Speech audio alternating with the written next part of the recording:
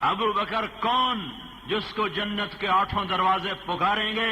میرے نبی نے فرمایا میرا ایک امتی ہے، جب جنت کے دروازے پر آئے گا 8 دروازے کھلیں گے اور ہر دروازہ کہے گا مرحبا مرحبا مرحبا، ادھر آئیے ادھر آئیے ادھر آئیے، ادھر سے گزریں ادھر سے گزریں۔ سلمان فارسی بولے یا رسول اللہ یہ کون ہے، یہ کون ہے؟ میرے نبی نے کہا یہ بیٹھا ہے ابو بکر ہے، ابو بکر ہے،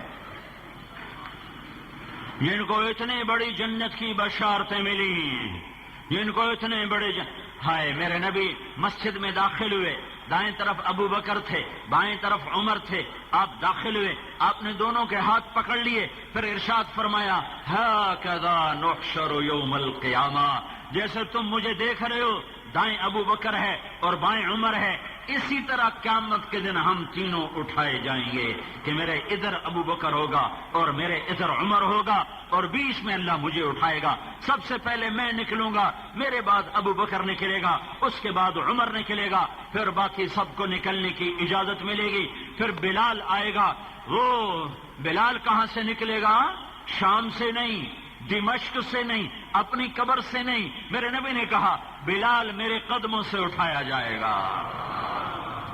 پھر میرے نبی نے کہا پھر بلال قبر سے نکل کر اذان دے گا، وہ اذان جو ہم نے نہ سنی وہ اذان اللہ تمہیں محشر میں سنائے گا۔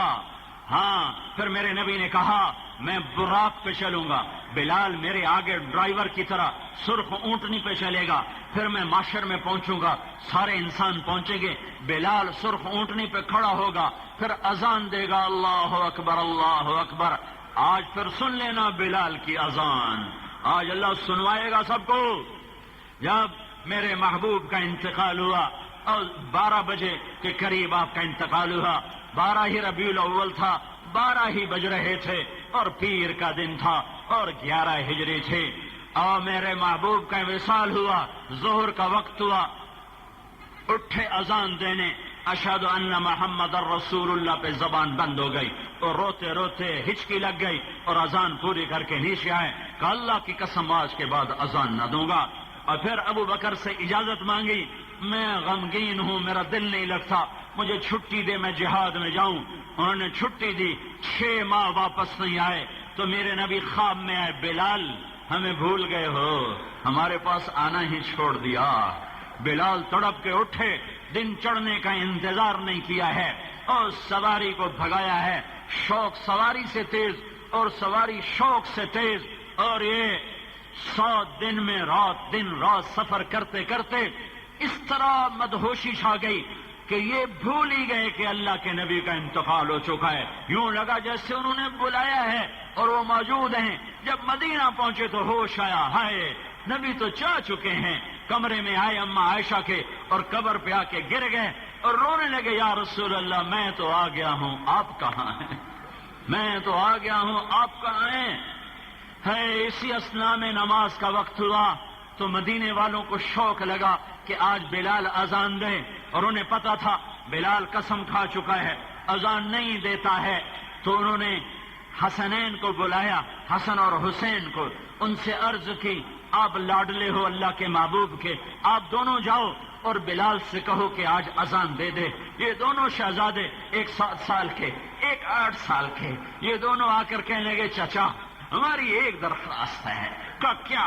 کہا جیسے آپ ہمارے نانا کے لیے اذان دیتے تھے آج ہماری وجہ سے اذان دے دو، ہمیں پتہ ہے آپ نے قسم کھائی ہے۔ تو بلال رونے لگے، کہا میرے بیٹو تم پر تو میں سب کچھ قربان کر سکتا ہوں، میں تمہاری خاطر قسم کیوں نہ توڑوں گا۔ وہاں سے اٹھے، ایک انصاری عورت کا گھر تھا جس کی چھت پہ چڑھ کے اذان دیا کرتے تھے، وہاں چڑھے، بس اتنا کہا اللہ اکبر، تو سارے مدینے میں چیخ چنگاڑ مچ گئی، ایک کوہرام مچ گیا، عورتیں بھی روتی ہوئی گھروں سے باہر نکل آئیں، یوں لگا جیسے اللہ کے نبی کا زمانہ ہے اور اللہ کا نبی موجود ہے۔ وہ اذان اللہ تمہیں سنائے گا، وہ اللہ تمہیں سنائے گا، محشر کے میدان میں سنائے گا۔ مزید ایسے ویڈیوز کے لیے ہمارا چینل سبسکرائب کیجیے۔